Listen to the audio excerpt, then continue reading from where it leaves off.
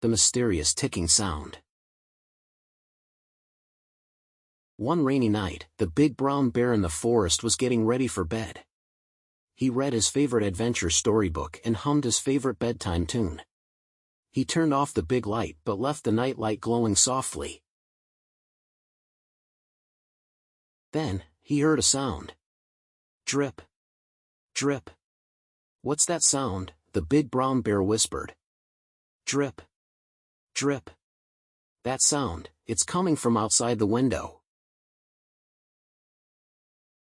The big brown bear sat up in bed, grabbed a big pillow as a weapon, and tiptoed towards the window. Drip. Drip. Drippity drip. Drip.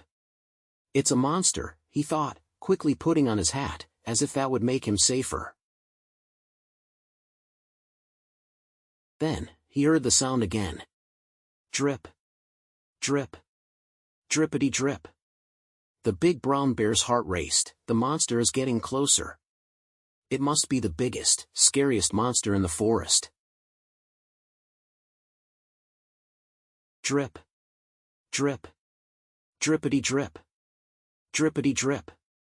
Drippity drippity drip. Drip. "Ah!" the big brown bear screamed, quickly hiding under the blanket, hugging his pillow tightly as his heart raced even faster. Drippity drip. Suddenly, a nimble little squirrel hopped onto the windowsill. The little squirrel was holding a big leaf as an umbrella over her head. Drippity drip. "Hi, Big Brown Bear. Are you there?" the little squirrel cheerfully asked. She peeked into the room, and saw the big brown bear hiding under the blanket, hugging his pillow, looking very nervous.